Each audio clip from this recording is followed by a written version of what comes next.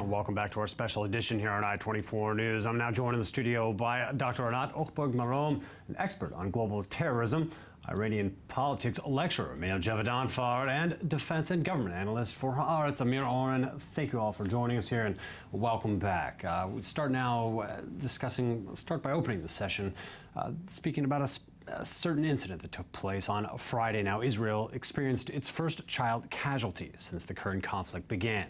Well, the death added fuel to the fire in the south, where residents are now increasingly angry at the constant rocket fire and the lack of any perceivable solution. Well, I-24 News correspondent Charles Blazer went to Nahal Oz, the small community where 4-year-old Daniel Trudgerman was laid to rest. Well, now, this being an extreme example of the greater concept of the strategy that Hamas has employed throughout this conflict now, targeting with thousands of rockets the Israeli civilian infrastructure and home front, and unfortunately succeeding on a certain level now by killing this small child in Israel. We've seen the comparisons drawn by Prime Minister Netanyahu this last week between Hamas and ISIS, the militants now rampaging through much of northern Iraq and Syria, also killing innocents along the path as they go. How do you see this comparison now in light of such tangible results of the strategy within Israel and the strategy being employed across the region? Are there similarities here that are relevant for this conflict? Actually, there are similarities, but a lot of differences between it. We have to be very cautious when we do the comparison between Hamas and the IS. Period. It's the power of language, the power of words could kill. So we have to be cautious in what we do and why we compare it, because it's between the local jihad, which is the Hamas, against Israel, as compared to the global jihad, which is the IS against the West, first for most of the US. The global jihad, the ideology, is a lot more extreme as compared to the charter that was founded by Hamas at 1988. It's absolutely different when we speak about Hamas. The target Israel, the target the Israelis, the Jew entity, the Israel all over. They see the PLO and Abu Mazen as their enemy. Inside some very, let's say, territorial limits over here, as compared to the IS, which are boundless, borderless. They have stateless entity, which is called the Islamic collective Ummah, or the Islamic Caliphate. There is no borders. They have no limits. They could kill whoever they want to, including their Sunnah, their Muslims. Now, we've seen that mass executions take place, especially mass of minorities. Killing, beheading, crucifying. It is not let's say, the language of the Hamas. We have to be very cautious here. Even give like a kind of recognition or even legitimacy, I would say it very cautiously also, to the Hamas. We should not use these words to compare between them. Well, we've seen our Prime Minister Netanyahu now drawing these comparisons as clear as possible now. Not, one could say, not being too cautious about drawing this parallel or too cautious about his words. The clear line drawn between these two. Now, they're both attacking civilians. They're both maybe have a different short-term enemy.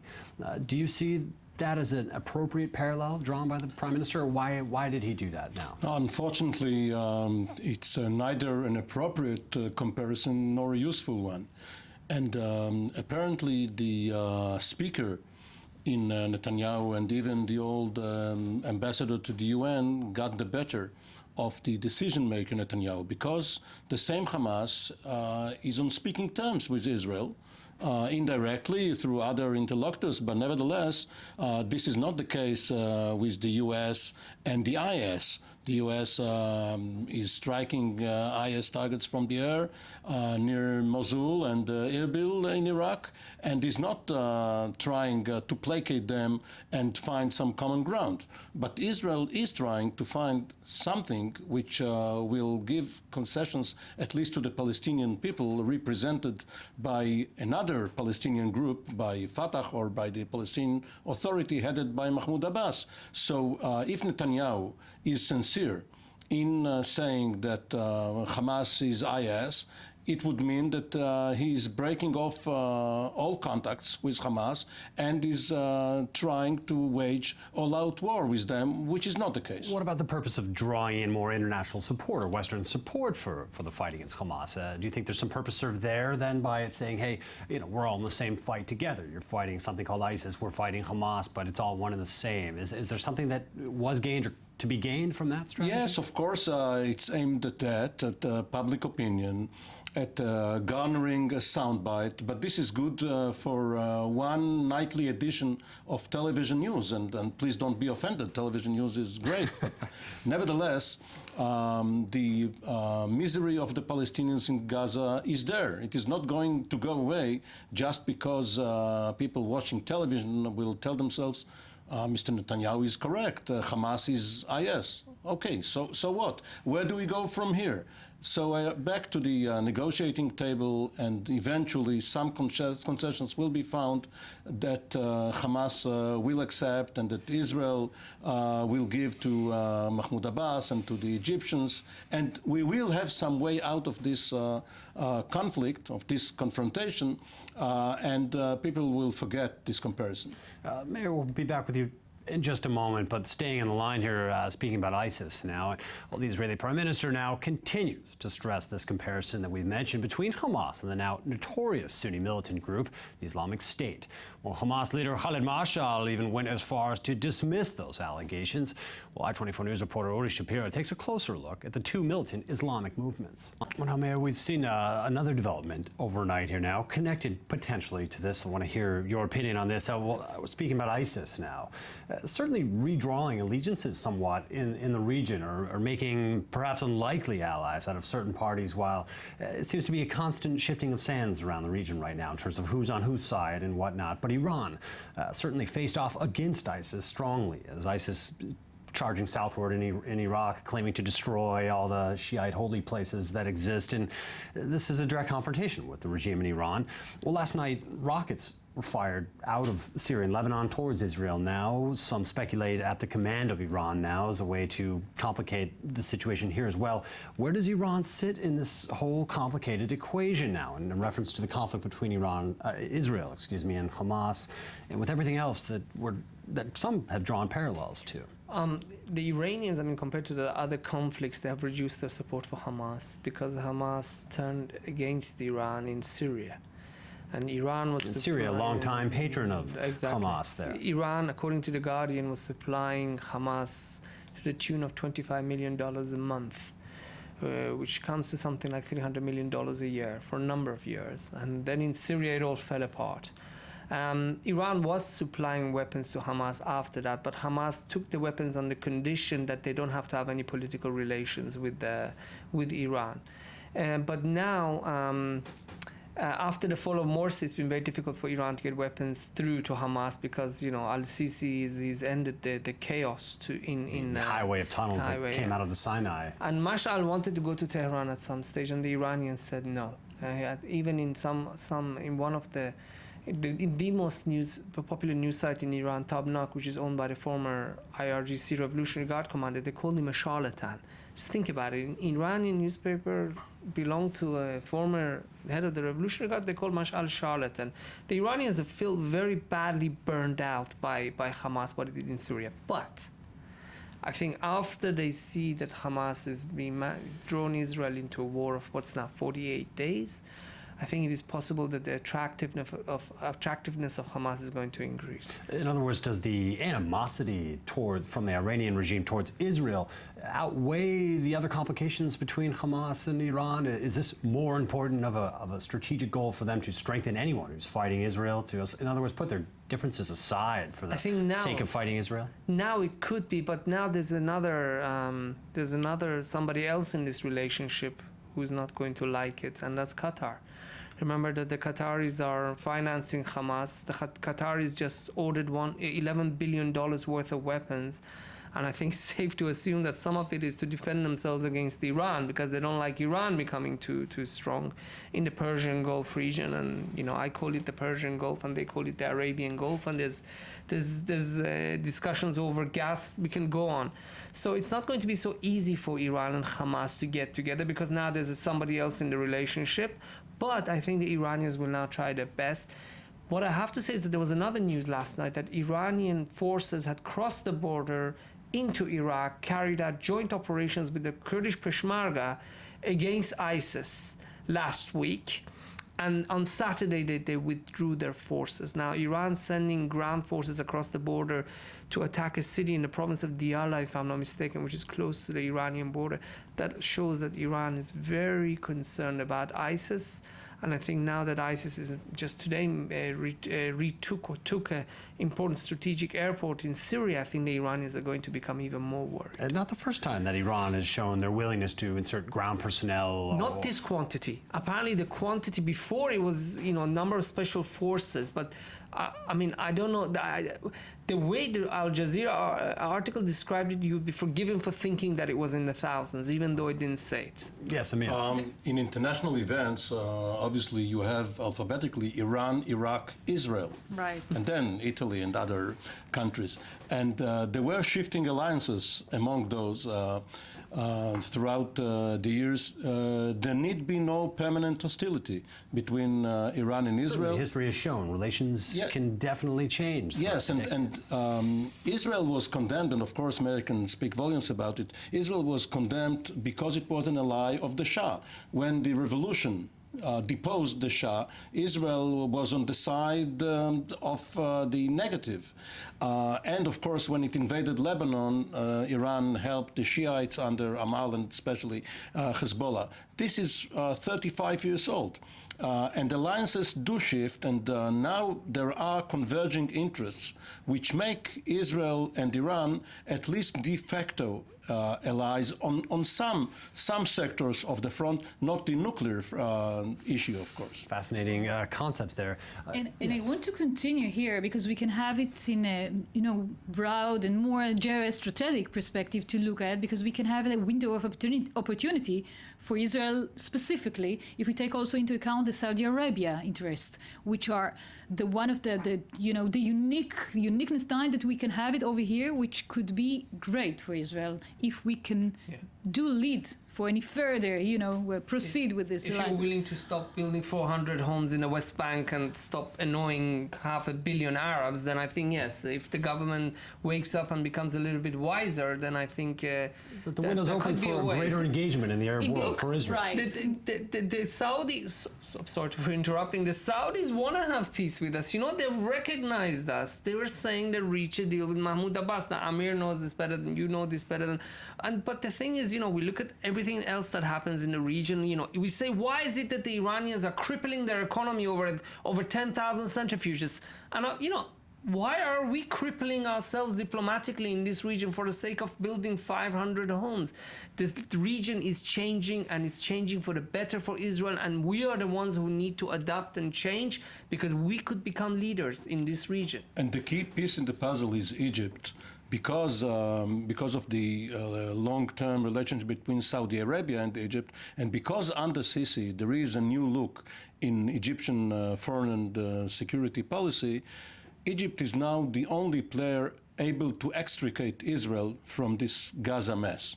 It is holding all the cards, obviously, regarding the Rafah crossing, but not only that. And a country who can speak openly and have open relations with Israel. Yes, and Israel is going to have to pay a price. And we should all remember that when Anwar Sadat came to Jerusalem, he didn't want a separate peace with Israel. He wanted the Palestinian issue mentioned there. It started with the autonomy talks and later turned into what we have now. And President Sisi would also demand some sort of return to the Camp David principles, and Israel will have to negotiate with Mahmoud Abbas, and it is good that Egypt will lend its good officers for that. Let's phrase it, let's say like windows of opportunity is not only the Saudi Arabia, it's also Egypt as well. And put it in a new frame, like saying it's not the conflict between Israel and the Arabs, as the Faisal so if in Saudi Arabia said so, but between Israel and Turkey and Iran. But if we take the Iran out of this context and we say against Turkey, so Turkey is the outsider. If we take the players over here, it could be something that might be very interesting in the near future to see how Sisi is going up, how Faisal in Saudi Arabia a little bit going down, but it could be the average over here, and Turkey is outside, which could be very useful for Israel if we compare it against Hamas. And Turkey also threatened from the ISIS forces. In fact, today, some threats issued towards Turkey, I think it was. Right. There were some. I'd like to ask, coming back to Iran now for a moment. So another development here, Iran, the claims about downing the Israeli drone. How significant is that story, or accurate is that story? You never know with these things. Sometimes it sounds like, okay, they just, because you remember the time when they had a missile maneuver and they published the pictures, and it turned out later that they photoshopped a number of them. So it could be completely nonsense, or it could be that maybe they did. You never know with these things. But the timing is relevant, no? Why again, now? Why put that story out now? Well, we have to wait and see. If it's false, then you could say, well, today Iran said that it has unveiled a number of new missiles and drones, that perhaps it could be trying to milk the situation. But if it turns out that it was true, then we have to ask ourselves, why were we doing what we were doing? I think on this I urge caution. I would say if we have to go by, by previous statements by Iran, there's room for skepticism, great room for skepticism, but with these things you never know. We'll come back to this discussion in just a moment, but let's see a report here now, somewhat on this topic, about the Iranian capabilities. Now, I mean, we've seen this story now. Let's face it, the drone industry isn't what it was maybe 5 years ago or longer, where it was really a specialized tool in the arsenal of many top-tier nations. Now we've seen drones built in the Gaza Strip being employed in this conflict now. So, in your opinion, how significant is this announcement now by Iran? What does it mean? Well, drones were started to be perfected by the U.S. military back in the 60s, first as targets for jet fighters, and then Israel was the first country to have experimented with them regarding reconnaissance over the Suez Canal even before the Yom Kippur War. And now it is, of course, a thriving industry because nobody wants to see a pilot captured or killed in combat. And also, as the report mentioned, the drone can loiter for 24 hours. It's been used in many targeted killings by the U.S. and by Israel. Right. As well. And Israel has never admitted that it has armed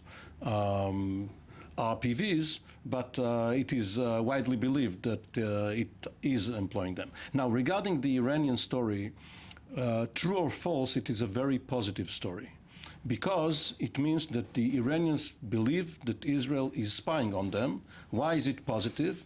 Because if Iran perceives Israel to have penetrated it, be it by spies, by cyber, by drones, it means that it assesses that its capability is now transparent to Israel. And in international relations, transparency is good. The KGB and the CIA during the Cold War were forces for good because they knew what was happening on the other side. Can I just yes, point out? We have absolutely. to, after the recent agreement between Iran and the P5+1, which was signed on November 25th, 2013, according to the new agreement, there are visitors by the IAEA on foot to Natanz every day. The nuclear inspectors. Yes, nuclear inspectors to the enrichment site in Natanz. Now, I ask myself the question, why would Israel want to fly over these things when there's people visiting those sites on foot, human brain being the most sophisticated radar system anywhere? Again, that adds more credibility to being skeptic. But no, there is a benefit, and even the municipality here does it. If you do it periodically, you see the changes. The municipality here wants to see whether you added a room to your rooftop. So every 3 weeks or so, it has a picture of your rooftop. And if Israel took a picture of Natanz a month ago, last year, and it sees no change, again, this is positive news. Well, interesting aspect I think you raised, about it. It's speaking to what the Iranians may assume are the Israeli capabilities here in the region. Do you see it in a similar way here? That, in other words, it's an admission that we've been infiltrated by the Israelis. Whether or not it's true or not, there is an intriguing side note to the story there, looking at it like that. Do you think that that's being picked up on by other regional powers now, other countries? The Islamic State militants, for example, are they paying attention to a story like this from Iran? I do think that there are some samples that they can, just use as kind of their imagination. I wouldn't go that long. I mean, depends. Time will tell us.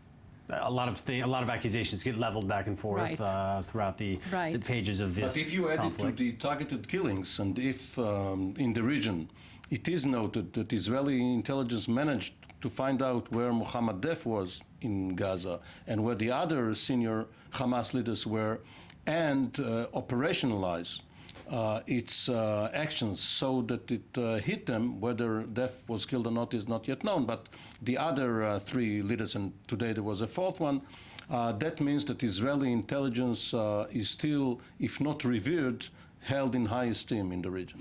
We'll come back again to our discussion now. Our correspondent Anat Hochberg is standing by in the south of Israel. We're now refocusing the conversation somewhat on regional issues now, international issues, and the Islamic State militants as they've moved and gained momentum, gained power, gained following now. And again, we started out this discussion talking about the parallels that have been drawn by the Israeli prime ministers most recently between Hamas and ISIS militants now. ISIS was taking some flack, at least from certain places in the region that are from Hamas, from the Palestinians, that they weren't supporting openly, making statements or supporting Hamas in their struggle against Israel enough. And some statements came out of them to the effect that, well, that's a long-term goal, is to join them in the fight against Israel, that someday ISIS will be involved in the fight against Israel. But how is the Western world, specifically Europeans most specifically, where many ISIS fighters have come from, some say thousands now, how are they dealing with this growing challenge now? You hear the words of the leaders calling this, well, there's no place for this in the 21st century, it's medieval, it's many of these claims, but the reality is it is a modern creation, the Islamic State. It is existing and thriving in our modern world. How is the West facing off against this threat? I would say, first of all, we have to be very accurate. Hamas, for the ISIS, is a foe, it's the enemy. Because Hamas is dealing with Israel, with the PLO, they're just involved in a very in election process, in something that smells and have some Western values, which means democracy and nationalism and so on and so on. On the other hand, when you're speaking about European, I would say that like the sit and wait policy should be in an alert, in a wake-up call from here and from anywhere, because there is no time for waiting anymore. This is going to be like the big threat is already here, not only against Israel, but the Western world.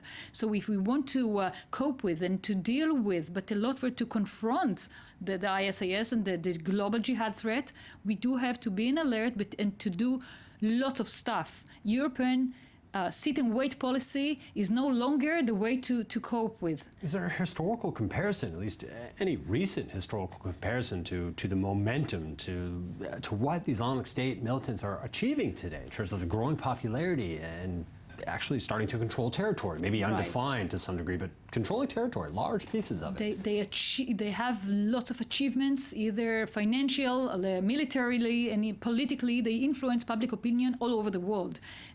It's a new existing threat. It's a burden to all of us in the Western world. We should do something, and to be, again, I said, not to be passive. To be passive is our, we will be knocked out by the next coming threat, and it's no longer. It's not enough to say that we have to do something. We do have to confront with, and we have some very creative strategies and warfare, marketing strategy for warfare that we will use against the narratives of ISIS. David, in the old world order, capitals and regimes were all important. It turns out that ungoverned territories or tribal territories, which the central government thought little of, have become much more important because they were the hotbeds of radicalism, of movements such as Al-Qaeda, out of which, one offshoot of which is Al-Qaeda in Mesopotamia, which became the Islamic State, and compared to which mainstream Al-Qaeda looks conservative.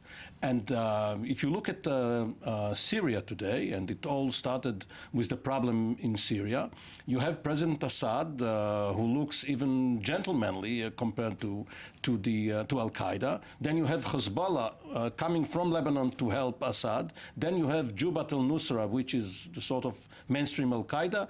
And you have, as their rival, the Islamic State. So who are you going to support among all of these evils? Well, certainly interesting how the face of the enemy has shifted so much over the recent years here. Mayor, I want to put this towards you more on the Shiite perspective of what's taking place. Many have argued that the phenomena of ISIS now and the momentum that they've gained is a product of the oppression of the Shiites for many years now, for some would say since the Americans put them in power in Iraq and they began oppressive policies, that less of a Sunni revolution is taking place and more of a Sunni revolt against the Shiite powers in the region, Iran and now the central government in Baghdad now. Is that accurate, or is there another way to explain in the framework of Shiite Sunni relations why this is taking place? I think there's a number of factors. I think partly is one of the factors responsible for what's going on now is because of Nouri al-Maliki and what he did to the Sunnis in Iraq. I mean, as soon as he was elected, he drove out Tariq al-Hashemi, who was the Sunni vice president. He started going after Sunnis. Of course, we know that there's been ethnic cleansing of Sunnis in Baghdad. Baghdad used to have a much larger Sunni population. So yes, partially, absolutely, Iran is responsible. But the other side, we have to look at also where does ISIS come from? ISIS comes from Al-Qaeda. Al-Qaeda, who supported Al-Qaeda? A lot of the Sunni states from the Persian Gulf, including some of the Saudi families. I think there's a mixture of reasons that go into this, which is what makes the solution very hard. However, I have to say that there is a little glimmer of hope here, although I emphasize the word glimmer. There's a new Iraqi government. They've promised to work with the Sunnis. Of course, as soon as they said that, some Shiite extremists went into a Sunni mosque and gunned down 76 Sunnis. But again, their new al-Abadi, the new Iraqi president, has promised that he's going to work with the Sunnis, and some Sunni tribes have said that if the government pays attention to them, they will turn against ISIS. So, it is possible that we may see something, that the situation is going to be reversible. How much, it's extremely difficult to say. In terms of the European issue, if I may add one point, according to, there was a number I saw that in the entire 8-year war between the Mujahideen and the Soviet army in Afghanistan, in total there were 10,000 foreign fighters in total over the years. Right now there's 12,000 foreign fighters in ISIS, and a lot of them are from Europe and other countries. This is another issue which is very concerning, and you have to ask yourself, apart from anti-terror operations and trying to strengthen the Sunnis, what are the European countries going to do to make sure that the Muslim communities are amalgamated, are accepted into the society, so that young Muslim men from Britain and from France don't decide that they have to go to jihad in order to prove themselves. A young boy. It's the American notion of nation building only repeats the mistake that the British imposed on the region for their own imperial interests a century ago, when they went to Mesopotamia and created the new artificial nation of Iraq out of sectarian parts, Kurdish, Sunni, Shiites, which really didn't have a lot to do with each other and are still fighting. And when the Americans went there to topple Saddam Hussein, they deluded themselves into believing that they can have a national government, a national army, a national police. They will train them, and when they leave, bringing in the Western this will be the melting pot from a pluribus unum, from many one, just like America. To the rest of the America region. in the Middle East. What's so difficult about it? I would also say that in a vastly changing environment, we should give a lot of attention to what's going on in the internet, in the online or the social networks, which the radicalization is coming from there. They don't need the mosque and all over and the madrasa. They needed the only taken from the internet, which is a threat to everybody, not only to the Western world, but also in here, the Middle East. But specifically, for example, what I wanted to give before is the a 13 years old boy that was from Belgium, that was taken or escaped to Syria. He is only one sample out of thousands of people that go in there, but he is 13. He is a boy. I mean, what's going on here? He is going to be the next coming fighter jihad, where we will be tomorrow. I mean, and it seems for now the Western governments are grappling with how to even explain or even understand exactly how wide this phenomena is within their societies. And the why question is the most important here.